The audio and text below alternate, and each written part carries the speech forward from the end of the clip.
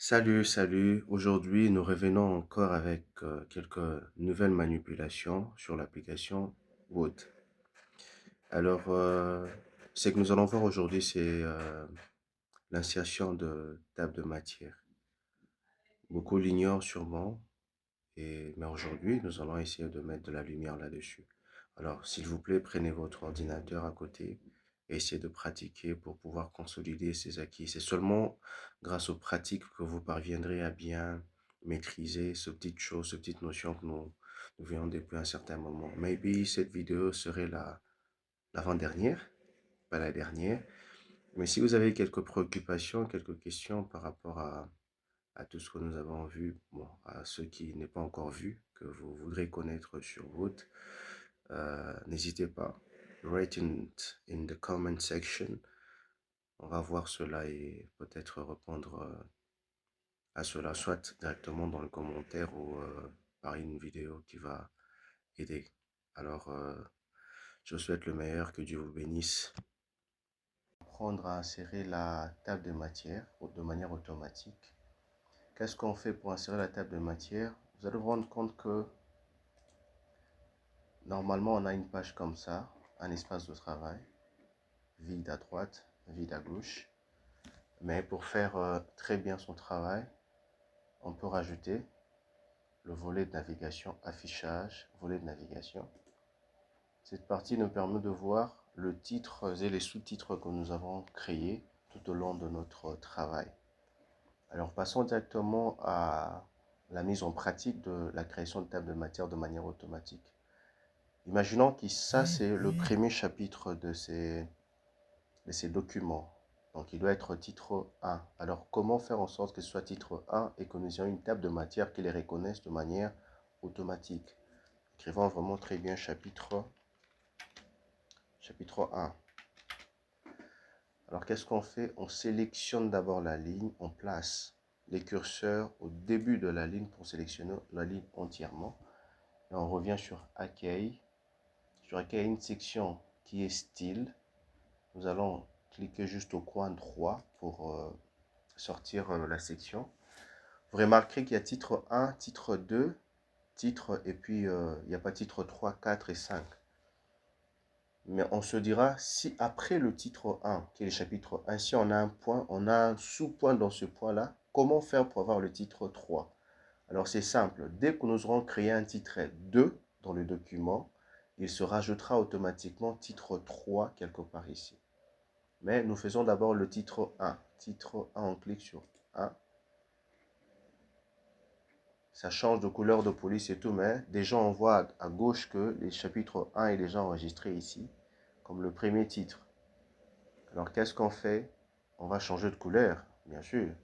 Couleur de police sur la section police. C'est ici qu'on va gérer la taille de la police, le gras, les soulignés, les italiques. Voilà un peu. Je clique sur le noir, ou je peux ouvrir s'il y avait autre couleur. Je clique sur le noir.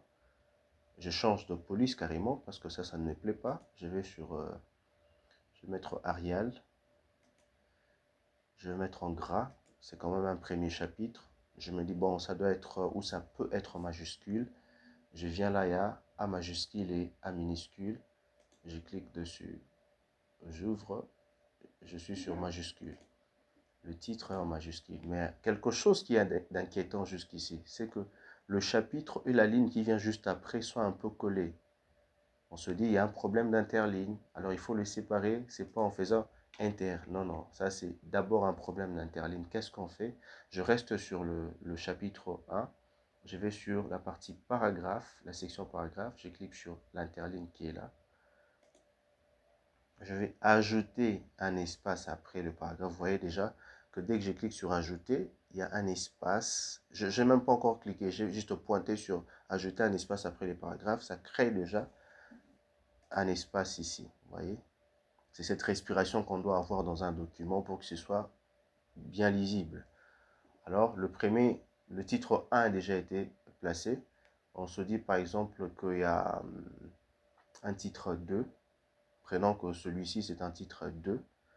On sélectionne parce qu'il n'y a aucune manipulation d'une mise en forme qu'on puisse faire avec Word qui va se faire sans sélectionner la partie. S'il n'y a pas de sélection, la mise en forme ne va pas s'appliquer. On sélectionne, on clique sur titre 2. Automatiquement, titre 3 s'ajoute. Pourquoi? Parce qu'il sait déjà que nous sommes au deuxième titre. La couleur a changé. Je viens ramener la couleur noire. Je change la police en Arial. Je les mets en gras. J'augmente la taille de la police. Si je veux encore mettre en majuscule, ça dépend de moi. Majuscule. Voilà. Je peux dire par exemple point 1. Ok. Celui-ci, il est donc attaché au chapitre. Nous allons le détacher. Yeah, il est là. Alors, comme on a déjà le titre 2, si on se dit que dans le titre 2, ça, on veut aussi le mettre en exergue, on dit que c'est le point, le chapitre des titres 3. On va juste cliquer sur 3.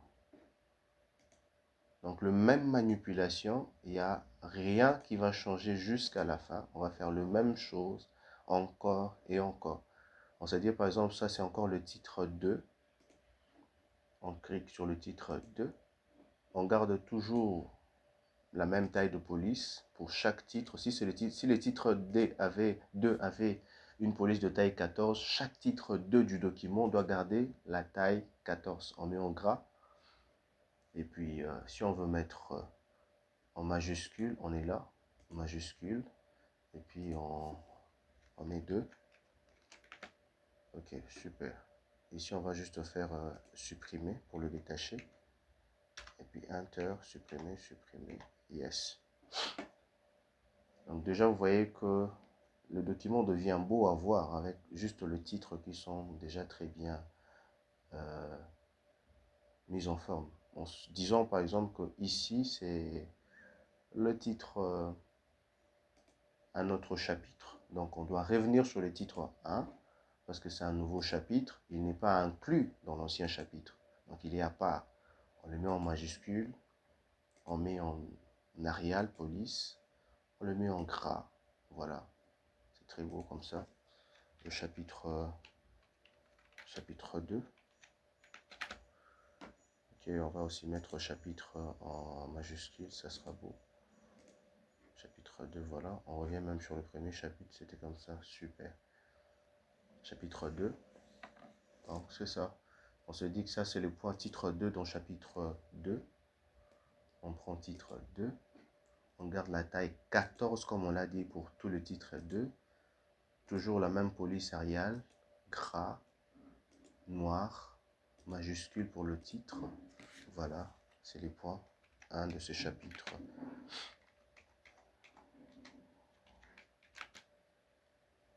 Super. On sélectionne pour corriger la taille de cette numérotation. On le ramène aussi à 14. Ok. Arial. Gras. Voilà, c'est bon. Ok. Super.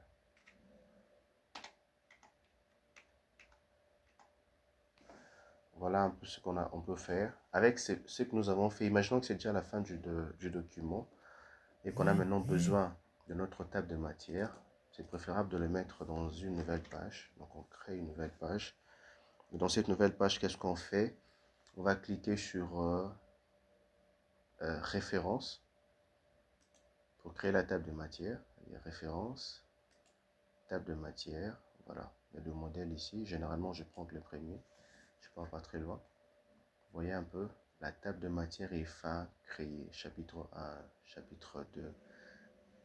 Les sous-titres, titre 2, titre 3. Là, je peux aussi modifier. Table de matière lui-même, je le mets en titre 1. Mon titre 1. Je le prends en Arial, gras, majuscule, interligne toujours. On ajoute un espace après. Voilà. On peut mettre à jour la table de matière. Par exemple, on a ajouté d'autres pages, d'autres titres. Il faut mettre à jour toute la table. S'il y a de nouveaux éléments surtout pour que ce soit vraiment très bien présenté. On a ça. On peut se dire que la table de matière à l'intérieur n'a pas besoin d'être en gras. On enlève le gras, on ramène la même police pour tout le document. La taille minimale du document, le reste, on le garde à 12. Et la table de matière est fin, prête. C'est comme ça que vous pouvez faire pour créer vos propres tables de matière avec vos documents. Merci beaucoup, j'espère que ceci vous a aidé.